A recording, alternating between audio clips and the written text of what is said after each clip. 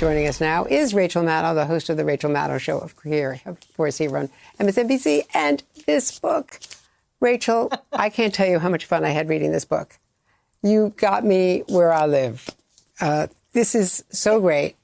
It is, first of all, the parallels. I have written a couple of real tomes, and this one ended up being kind of, I mean, it's about a crazy thing, but it's kind of fun. I'm so glad that you liked it. Well, you know, I love your books on oil, on the military. I love everything you write and do. So I'm an acknowledged, fangirl. But seriously, the parallels here between Spiro Agnew and President Trump are striking. You write, first of all, that Agnew knew that his default setting was attack mode. He cheerfully derided liberals, the establishment, ivory tower professors, and the press. It wasn't that he was proselytizing for his own cause or for pet policy ideas. Instead, he made a marquee act out of just taking a flamethrower to the other side. Sound familiar? Yes. I do think that Agnew is underappreciated as the sort of first modern draft of the type of republicanism that ultimately brought us, I think Sarah Palin was along those lines in terms of a national figure, and Donald Trump. It's a specific type of republicanism that deviates from what that party had brought us in the past, and it sort of has tactical, markers that you can see, including going after the press, including just relishing political combat for the sake of combat, describing your opponents as not only bad, but evil and unworthy of any respect or any due political process. I mean, Agnew was good at it before Trump was. And, he also, as you write, he attacked his own Justice Department. You write, ultimately, Agnew failed to save himself, but he left a scorched earth battle plan for any corrupt office holder that followed, attack the investigations as a witch hunt. Obstruct it behind the scenes, attack individual investigators in personal terms, attack the credibility of the Justice Department itself, attack the media informing Americans about the case, punch back hard until either you are broken or the system is. I mean, nadering nabobs of negativism aside, this is a playbook, a familiar playbook. And let's just bring people in here who have not had the fun of reading this book, which is out today, I should say. So here you have Agnew taking cash payments inside his White House office, as he had as governor, as he had as Baltimore County executive before that, just continuing these bribery schemes. And the prosecutors, these heroic prosecutors in Baltimore, the federal prosecutors, who have to make this tough decision. You've got a president under fire for Watergate. Are you going to let Spiro Agnew, become president of the United States and then be immune from any prosecution? Arguably, controversially, because Nixon is out, or are you going to get Agnew to resign and take a plea deal and not be prosecuted, but get him out of the way so you've got a clean vice president appointed, so then you can deal with Watergate and Richard Nixon? Is that basic trade-off?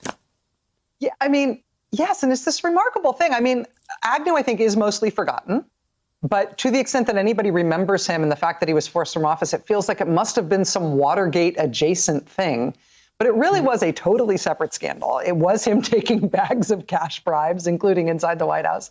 But the Watergate crisis loomed over all the decision-making around his case and all the precedent that was set at the Justice Department around his case, because Nixon was teetering. It looked like Watergate might take him out. Actually, another thing sort of forgotten by history is that there, for the first time, was a real health scare around Nixon as well. Nixon had been incredibly healthy, had never taken what he called a sick day his whole first term in office. But in his second term, he ended up hospitalized with pneumonia. Plus, he's on the phone to his attorney general frequently, sounding not well and being completely unhinged in his upset over Watergate. It really seemed like Nixon was going to go, and that would put Agnew in the White House when these prosecutors in the Justice Department had fulsome, detailed evidence about his ongoing criminal schemes. I mean, he's doing extortion and bribery and taking the bags full of money. And so that led to the imperative that he had to get out of office, that was the most important thing. And the prosecutors fought with Attorney General Richardson over that because they thought that Agnew should go to jail. Richardson sort of saw to the horizon and said, more important than whether or not he goes to jail is that he does not become president, which could happen at any moment. But we're also left with the modern legacy of that wrangling over these crooks, over Nixon and Agnew both being crooks in the White House at the same time, which is that while Agnew's attorneys did prevent him from going to jail, what happened inside the Justice Department around it, the Office of Legal Counsel memos that were created around that case and the question of whether you could prosecute him, ultimately provided the sort of get out of jail free card that all presidents, including Donald Trump, have enjoyed since, which is this Justice Department policy that you can't prosecute a president. That came out of the Agnew mess in a way that probably shouldn't have been standing historical precedent, but it's what Trump is still benefiting from today. And I just want to share that I was recruited to come to Washington from Philadelphia to cover the next big case there that Barney Skolnick and Ron Lehman were prosecuting against the governor, Marvin Mandel. That's why I came here. I was brought here by the Washington Post Newsweek company. So they were the people I covered. I went to Baltimore every day for local news then. And it was a big story. And I know firsthand what they did on the Mandel case. I just want to also say, because before we stop here today, is that your description of what you went through, the transformation in your life because of the illness of Susan, of COVID, and how you realized what that meant, and your personal exposure, you're exposing yourself and telling the world about it, has meant so much. It was transforming to us, to people everywhere. And I think in profound ways, it really changed people's behaviors, and it was very brave. And we're so glad Susan is doing better. But for you doing that, thank you. Just was amazing.